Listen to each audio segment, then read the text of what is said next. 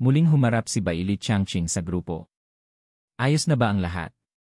Manatili muna kayo dito sa combat center. Kapag oras na para sa misyon, may darating para gabayan kayo. Malaki at kumpleto ang combat center, puno ng mga lugar para makapagpahinga at makapaghanda. Sa ngayon, ang tanging magagawa nila ay maghintay at maghanda sa darating na laban. Ang mga mutant fighters mula sa labas ng syudad ay naghiwa-hiwalay sa maliliit na grupo. Ang ilan ay abala sa pag-uusap, tinatalakay ang mga taktika sa laban, habang ang iba naman ay naghanap ng tahimik na sulok para magpahinga at mag-ipon ng lakas. Samantala, tahimik na tinawag ni Jiang Yi si Liang Yu at sinundan si Bailey Changqing patungo sa isang espesyal na lugar ng pahingahan na nakalaan para sa Black Robe Investigation Team. Pagdating doon, inabot ni Bailey Changqing kay Jiang Yi ang dalawang itim na tactical uniform, ang isa ay kanya, at ang isa ay pagmamay-ari ni Meng Xiu. Dinisenyo ang mga uniform na ito para mag-adjust sa katawan ng sinumang magsusuot, kaya perpektong sukat ang mga ito kahit ano pa ang kanilang laki. Magpalit ka sa susunod na silid, sabi ni Jiang Yi, habang inaabot ang isang uniform kay Liang Yu. Narinig na ni Liang Yu ang tungkol sa mga pambihirang kakayahan ng uniform mula kay Jiang Yi noon, at ngayong hawak na niya ito, tahimik siyang namangha. Walang anumang sinabi, kinuha niya ang uniform at pumasok sa locker room ng mga babae upang magpalit. Pumasok naman si Jiang Yi sa locker room ng mga lalaki, at nagsimulang hubarin ang kanyang mga damit. Biglang pumasok si Bailey Changqing. Lumingon si Jiang Yi, ang mga mata niya ay matalim at puno ng tanong. Ukininam, anong ginagawa mo dito? Sa sandaling iyon, nakahubad na ang pangitaas ni Jiang Yi, na bumungad ang matikas at matipuno niyang katawan. Sa mundong ito na puno ng panganib at hirap, nagawa niyang panatilihing malakas at matatag ang kanyang katawan.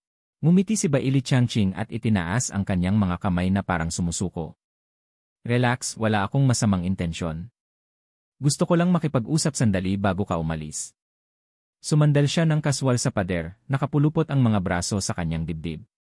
Sige, magsalita ka, sagot ni Jiang Yi habang patuloy na nagbibihis ng kalmado. Mula sa kaswal na ekspresyon ni Bailey, biglang naging seryoso ang kanyang mukha. Ano ba talaga ang plano mo para sa misyon na to? Hindi talaga alam ng headquarters kung gaano kakalakas. Tinuturing ka lang nila na isa pang mutant fighter. Pero alam ko na hindi lang ganoon. Ang mga kakayahan mo, kasing lakas ng kay Deng Xiantong. Plano mo bang bumanat sa huling sandali, agawin ang kredito, at kunin ang tagumpay para sa sarili mo? Ngumiti si Jiang Yi ng bahagya habang inaayos ang hiram na tactical uniform na suot niya. Sa tingin mo ba, ganon akong klaseng tao? Kung tutuusin. Oo, medyo, sagot ni Bailey Changqing nang walang pag-aalinlangan. Ginawa mo na yun sa Tianhai City dati. Napabuntong hininga si Jiang Yi. Hindi niya maitatanggi iyon, totoo nga. Noon, nanatili siyang low-key hanggang sa dumating ang tamang pagkakataon para umatake at makuha ang tagumpay. Pero iba ang sitwasyon ngayon. Noon, sinusubukan ko lang protektahan ang sarili ko at ang mga tao sa paligid ko, paliwanag ni Jiang Yi. Pero sa misyon na ito hindi ko habol ang kredito. Wala akong pakialam sa mga ganon. Kumunot ang noo ni Bailey. Kung ganon, bakit mo ito ginagawa? Umiti si Jiang Yi ng bahagya. Dahil isa akong Chino. Wala nang iba pang dahilan. Saglit na natigilan si Bailey Changqing. Tinitigan niya si Jiang Yi ng may paghanga at respeto. Pasensya na sa pagdududa ko kanina, mahina niyang sabi. Nagkibit balikat si Jiang Yi. Ayos lang. Siyempre, mayroon akong sariling plano. Pero kung mawawala ang pagkakaisa natin, kung hindi tayo magtutulungan, babagsak ang lahat. Habang inaayos ang mga velcro strap ng kanyang uniform, nagpatuloy siya. Pero huwag kang mag-alala, hindi ko balak na kunin ang spotlight ngayon. Ang Celestial Team ang mamumuno sa misyong ito, at kikilos lang ako kapag talagang kinakailangan. Hanggang sa mangyari yon, sana ay manatili lang ito sa ating dalawa. Kinindatan ni Jiang Yi si Bailey.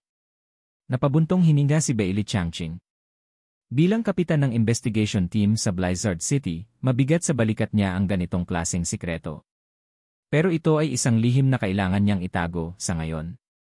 Alam din niyang bihira ang lihim na ganito na manatiling sikreto magpakailanman. Balang araw, malalaman din ni Zhu Zeng, at kapag nangyari iyon hindi na niya gustong isipin pa. Sige, naiintindihan ko, matatag na sagot ni Bailey. Nagtitiwala ako sa iyo, Jiang Yi. Huwag mo akong bibiguin. Hindi sumagot si Jiang Yi.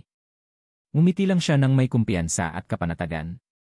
Malinaw ang kanyang layunin, protektahan si Liang Yu, talunin ang pinakamaraming Eclipse members na kaya niya, at makaligtas sa misyon. Yun lang ang mahalaga sa kanya. Habang bumalik si Jiang Yi sa armory, ang lahat ay nagsimula ng magsuot ng kanilang bagong kagamitan, mga armas, communication devices, at imaging tools. Habang karamihan ay may dalang mabibigat na tactical backpacks, magaan lang ang dala ni Jiang Yi at Liang Yu dahil sa kanilang espesyal na kakayahan na may kaugnayan sa espasyo. Nag-alangan sina Chen Xiaoxiao at Peng Li habang tinitingnan si Jiang Yi. Sa huli, napagpasyahan nilang dalhin ang kanilang mga gamit ng sila mismo. Hindi pa sila ganap na handa na tanggapin si Jiang Yi bilang kapitan. Sa kaibuturan nila, handa silang kumilos ng mag-isa kung sakaling magkaproblema. Napansin ito ni Jiang Yi, ngunit hindi na niya inalok ang tulong niya. Matagal na niyang natutunan na respetuhin ang desisyon ng iba at mag-focus sa sariling responsibilidad. Samantala, nanatili si Zhu Zeng sa Combat Command Center, kung saan niya susubaybayan ang misyon at magbibigay ng direksyon sa real time. Isa ito sa pinakamalalaking operasyon na isinagawa ng Blizzard City, patunay ng determinasyon ni Zhu Zeng na magtagumpay. Pagpatak ng hating gabi, narinig nila ang matatag na boses ni Zhu Zeng sa kanilang mga communication devices. Outer City troops, ihanda ang inyong mga sarili. Tumayo agad ang lahat. 13 mandirigma, kasama ang isang maliit na pusa, ang bumuo ng mas maliliit na squad. Pinamunuan sila ni Bailey Changqing patungo sa isang armadong helicopter. Tara, sakay na, sabi niya ng madiin. Nagkatinginan sina Jiang Yi, Liang Yu, Chen Xiaoxiao, at Peng Li bago sila tahimik na sumakay. Sa loob, maluwag ang combat helicopter, sapat para sa higit 100 tao na maupo ng komportable. Agad na sumakay ang mga kasamahan nila, walang nasayang na oras. Ngunit nag-alangan si Zhu Fiu at nagtanong kay Bailey Changqing. Sigurado ba tayo na hindi tayo basta-basta mapupuntirya habang nasa ere? Makatuwiran ang tanong niya. Kung tamaan ang helicopter sa mataas na altitude, malamang na wala nang makakaligtas sa kanila, kahit ang pinakamalakas na mutant fighters. Ngunit hindi nag-alala si Jiang Yi. Dahil sa kanyang kakayahan, kaya niyang iligtas sina Liang Yu at Hua Hua kahit bumagsak pa ang helicopter. Bago pa makasagot si Bailey, sumingit si Yu Zhengyang, isang veterano sa labanan. Hindi ordinaryong mga aircraft ang mga ito. Yinglong 17 models ang mga ito, ilan sa pinakamalalakas na armed helicopters sa bansa. Kayang tiisin ang malalakas na atake, at sa taas ng lipad nito, halos imposibleng matamaan.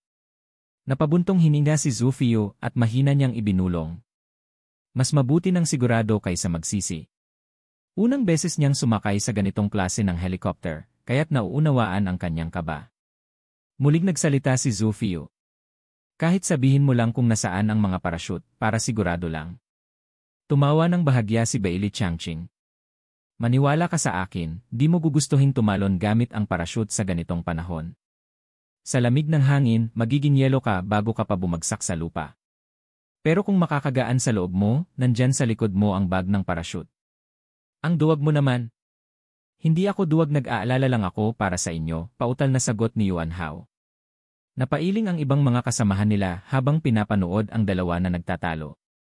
Hindi nila napigilang mapangiti. Sa mundong puno ng panganib at kawalang katiyakan, ang mga ganitong sandali ay nagpapaalala sa kanila na sila ay tao pa rin. Kahit sa gitna ng digmaan, nananatili ang pagnanais para sa koneksyon at taos-pusong emosyon. Habang nagtatawanan ng iba, tumingin si Jiang Yi sa bintana ng helicopter.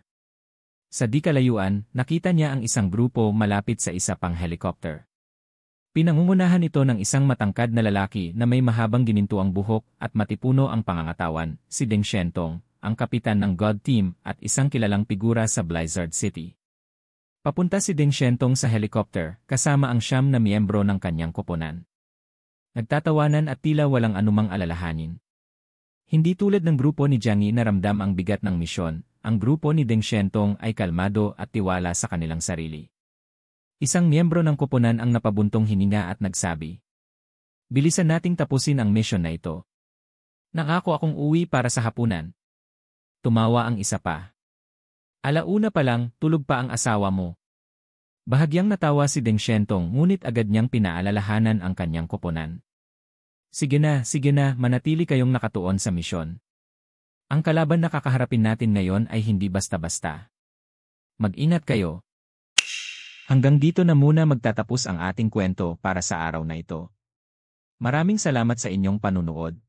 Huwag kalimutang i-click ang subscribe button at i-on ang notification bell para hindi niyo ma-miss ang mga updates. Babalik ako bukas para sa isa pang kapanapanabik na episode. Hanggang sa muli, ingat kayo at tandaan, ang lahat ng problema ay may solusyon, at wag mo nang paabutin pa sa Rafi.